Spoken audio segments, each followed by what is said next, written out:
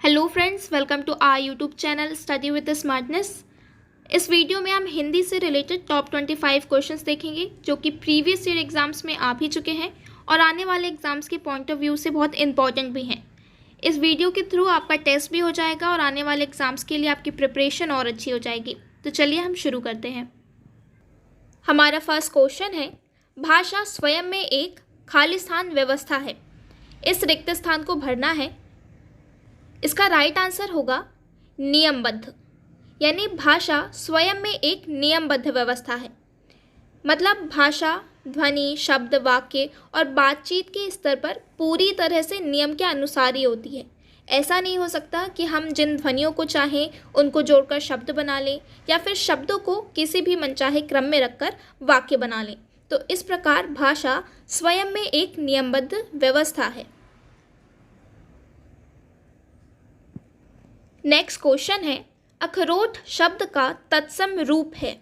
अखरोट शब्द का तत्सम रूप है, तो इसका राइट आंसर होगा अक्षोट। अक्षोट तत्सम शब्द जो कि समय और परिस्थितियों के कारण इनमें कुछ परिवर्तन हो जाते हैं, तो जो नए शब्द बन जाते हैं वे तद्भव शब्द होते हैं। यहाँ पर अखरोट एक तद्भव शब्द है जिसका तत्सम रूप होता है अक्षोट। नेक्स्ट क्वेश्चन है, निर्धन में कौन सी संधि होगी। निर्धन में कौन सी संधि होगी, तो इसका राइट आंसर होगा विसर्ग संधि। बात करें विसर्ग संधि की, तो विसर्ग के बाद स्वर या व्यंजन आने पर विसर्ग में जो भी परिवर्तन होता है उसे विसर्ग संधि कहते हैं। यहाँ पे अगर हम निर्धन का संधि विच्छेद करते हैं तो निह और धन के रूप में होता है, यानी यहाँ पर जो विसर्ग था वो रा हो जाता है। तो निर्धन एक विसर्ग संधि का उदाहरण है।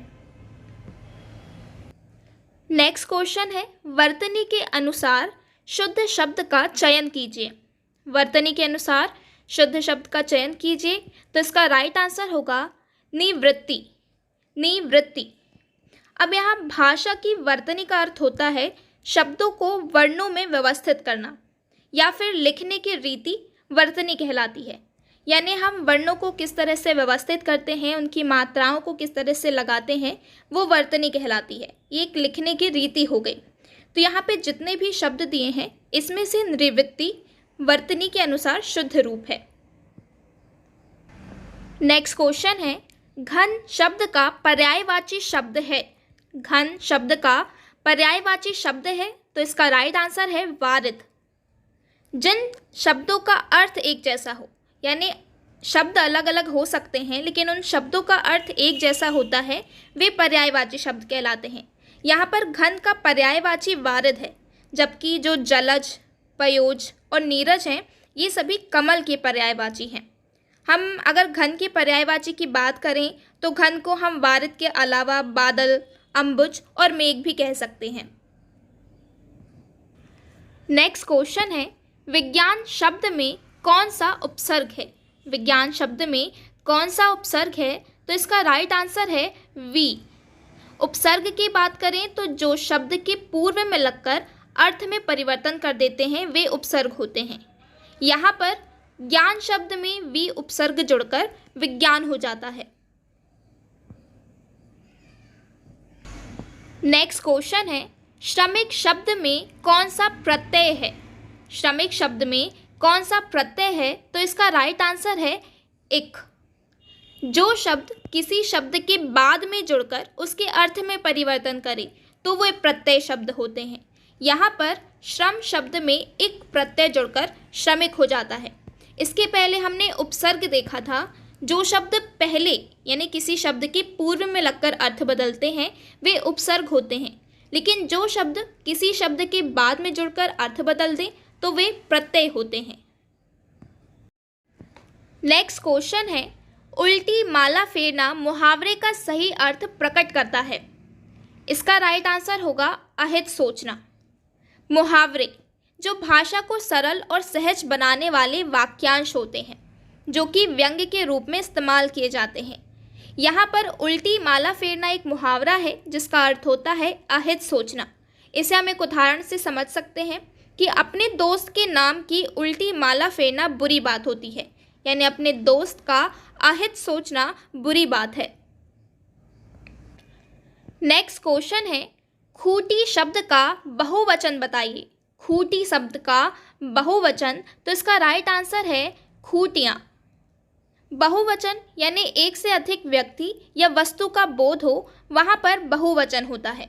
यहाँ पर खूंटी एक वचन है जिसका बहुवचन होगा खूंटियाँ। और भी उदाहरण ले सकते हैं बहुवचन के, जैसे लड़के, कपड़े या टोपियाँ, ये सब बहुवचन के उदाहरण हैं। नेक्स्ट क्वेश्चन है, कौन सरल वाक्य है? इनमें से कौन सा वाक्य सरल है? तो इसका राइट आंसर है उसने आज सुबह दूध पिया। सरल वाक्य की बात करें तो जिन वाक्यों में केवल एक ही उद्देश्य होता है, यानी कि इन वाक्यों में एक ही क्रिया हो रही होती है, वे सरल वाक्य या साधारण वाक्य कहलाते हैं। जैसे उसने आज दूध पिया, यहाँ पर सिर्फ एक ही क्रिया हो रही है दूध पीने की, तो ये सरल या साधारण वाक्य का उदाहरण है। बाकी वाक्यों में दो क्रियाएं साथ में हो रही हैं, इसलिए उसे मिश्रित वाक्य कह सकते हैं। नेक्स्ट क्वेश्चन है, निम्न में से गजारुण शब्द में समास है। निम्न में से गजारुण शब्द में समास है, तो इसका राइट आंसर है तत्पुरुष समास। समास की बात करें तो समास यानी संक्षिप्त, जब दो या दो से अधिक शब्दों से मिलकर जो नया और छोटा शब्द बनता है वो समास होता है।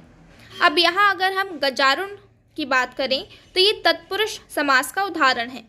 तत्पुरुष समास में जो बाद का और पूर्व का पद होता है, बाद या पूर्व में से दोनों में से कोई भी एक पद प्रधान होता है और दोनों ही पदों के बीच में जो कारक चिन्ह होता है वो लुप्त हो जाता है। अगर हम गजारुण का समास विग्रह करते हैं तो वो गज पर आरूढ़, आरूढ़ यानी सवार होना, गज पर आरूढ़ यानी ये दो या दो से अधिक शब्दों का मेल है। जब हम इसे समास में परिवर्तित करते हैं तो गज पर, यहाँ पर एक कारक चिन्ह होता है जो कि लुप्त हो जाता है, जिसकी वजह से यहाँ पर गजारुण शब्द बनता है। नेक्स्ट क्वेश्चन है, अर्जुन शब्द के पर्यायवाची शब्द का चयन करें। अर्जुन शब्द का पर्यायवाची, तो इसका राइट आंसर होगा धनंजय। पर्यायवाची यानी जो शब्द अलग अलग हों लेकिन उन शब्दों के अर्थ समान हो, वे पर्यायवाची होते हैं। यहाँ पर अर्जुन को धनंजय कहा जा सकता है। इसके अलावा अर्जुन को पार्थ, इंद्रपुत्र या गांडीवधर भी कहते हैं। नेक्स्ट क्वेश्चन है, आकाश पाताल के बीच लगने वाला चिन्ह है। आकाश पाताल के बीच लगने वाला चिन्ह है, इसका राइट आंसर है योजक चिन्ह। यहाँ पर ध्यान दीजिए, आकाश और पाताल के बीच में जो चिन्ह लगा हुआ है हम इसे योजक चिन्ह कहते हैं। और योजक चिन्ह जो होते हैं वो समानार्थक शब्द या विलोम शब्दों के युग्म के बीच में लगते हैं। नेक्स्ट क्वेश्चन है, निम्न में से स्त्रीलिंग शब्द का चयन कीजिए। स्त्रीलिंग शब्द, तो यहाँ पर डिबिया एक स्त्रीलिंग शब्द है। स्त्रीलिंग शब्द मतलब ऐसे शब्द जिनसे स्त्री जाति का बोध हो, वे स्त्रीलिंग शब्द होते हैं। यहाँ पर डिबिया स्त्रीलिंग है, जबकि क्रोध, कपड़ा और शौर्य ये तीनों ही पुल्लिंग में आते हैं। नेक्स्ट क्वेश्चन है, ओजस्वी शब्द का विलोम निम्नलिखित में से कौन सा है? ओजस्वी शब्द का विलोम, तो इसका राइट आंसर होगा निस्तेज। विलोम शब्द यानी वे शब्द जो विपरीत अर्थ का बोध कराएं, वे विलोम शब्द होते हैं। यहाँ पर ओजस्वी का विलोम यानी विपरीत होगा निस्तेज। उसी प्रकार से अनौपचारिक का औपचारिक होगा, अनैश्वर्य का ऐश्वर्य होगा और चंचल का एकाग्र होगा। नेक्स्ट क्वेश्चन है, राजनीतिक शब्द में कौन सा प्रत्यय है? राजनीतिक शब्द में कौन सा प्रत्यय है? तो इसका राइट आंसर है इक। जो शब्दांश शब्दों के अंत में लगकर उनके अर्थ में बदलाव कर देते हैं वे प्रत्यय कहलाते हैं। यहाँ पर राजनीति मूल शब्द है और इसमें एक प्रत्यय का प्रयोग किया गया है।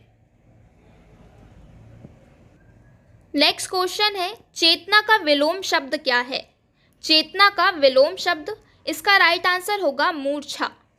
विलोम शब्द यानी विपरीत अर्थ प्रकट करने वाले शब्द, तो यहाँ पे चेतना का विलोम होगा मूर्छा। नेक्स्ट क्वेश्चन है, परीक्षार्थी शब्द में कौन सी संधि है? परीक्षार्थी शब्द में कौन सी संधि है? तो इसका राइट आंसर है दीर्घ संधि। दीर्घ संधि में जब दो स्वर वर्णों के मिलने से उसी वर्ण का दीर्घ स्वर हो जाता है। मतलब अगर हम परीक्षार्थी का संधि विच्छेद करते हैं तो वो परीक्षा धन अर्थी के रूप में होता है। यानी यहाँ पर बड़ा आ और छोटा आ मिलकर बड़ा आ बनाते हैं, यानी दो स्वर वर्णों के मिलने से उसी वर्ण का दीर्घ स्वर हो जाता है। नेक्स्ट क्वेश्चन है, वाक्य में सर्वनाम का प्रयोग किया जाता है। वाक्य में सर्वनाम का प्रयोग किया जाता है संज्ञा के स्थान पर, संज्ञा के बदले। सर्वनाम संज्ञा के बदले प्रयुक्त होते हैं। जैसे किसी वस्तु या व्यक्ति का नाम यहाँ नहीं होता, मतलब किसी संज्ञा का प्रयोग नहीं होता, उसके स्थान पर मैं, तुम, तू, वह, हम, कौन, क्या ऐसे शब्दों का प्रयोग होता है और ये सभी शब्द सर्वनाम होते हैं। तो संज्ञा के बदले हम सर्वनाम का उपयोग करते हैं। नेक्स्ट क्वेश्चन है, कवि शब्द का स्त्रीलिंग रूप है। कवि शब्द का स्त्रीलिंग रूप है कवयित्री। काव्यत्री। जिन शब्दों से स्त्री या पुरुष जाति का बोध होता है वे लिंग कहलाते हैं। यहाँ पर कवि एक पुल्लिंग शब्द है जिसका स्त्रीलिंग होगा कवयित्री। नेक्स्ट क्वेश्चन है, निम्न में से कौन सा शब्द देशज है? निम्न में से कौन सा शब्द देशज है? तो इसका राइट आंसर होगा चिड़िया। वे शब्द जिनकी उत्पत्ति के मूल का पता नहीं होता लेकिन ये प्रचलन में ज़रूर होते हैं और आमतौर पर क्षेत्रीय भाषाओं में इनका प्रयोग किया जाता है, वे देशज शब्द कहलाते हैं। यहाँ पर चिड़िया एक देशज शब्द है। इसके अलावा लोटा, कटोरा, डोंगा ये सब भी देशज शब्द हैं, यानी इनके मूल का पता नहीं है लेकिन इनका इस्तेमाल ज़रूर होता है। नेक्स्ट क्वेश्चन है, नरेश सो रहा था वाक्य में कौन सा काल है? नरेश सो रहा था, इसका राइट आंसर होगा अपूर्ण भूतकाल। यानी जिस क्रिया से ये ज्ञात हो कि भूतकाल में कार्य संपन्न नहीं हुआ था, अभी चल रहा था, उसे अपूर्ण भूतकाल कहते हैं। यहाँ पर इस वाक्य में नरेश सो रहा था, इससे ये पता चलता है कि भूतकाल में कार्य शुरू ज़रूर हुआ था लेकिन वो संपन्न हुआ है या नहीं इस बात का पता नहीं है, तो इसे अपूर्ण भूतकाल कहते हैं। नेक्स्ट क्वेश्चन है, निष्कपट शब्द का संधि विच्छेद है। निष्कपट शब्द का संधि विच्छेद, इसका राइट आंसर है निः धन कपट। यानी ये विसर्ग संधि का एक उदाहरण है। विसर्ग संधि यानी विसर्ग के बाद जो भी स्वर या व्यंजन आता है उसके आने पर विसर्ग में एक परिवर्तन उत्पन्न होता है जिसे विसर्ग संधि कहते हैं।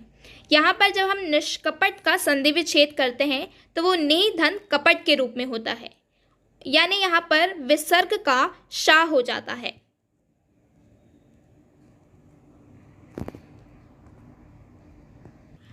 नेक्स्ट क्वेश्चन है, निम्न में से कोयल का पर्यायवाची शब्द क्या है? कोयल का पर्यायवाची शब्द, तो इसका राइट आंसर होगा पीक।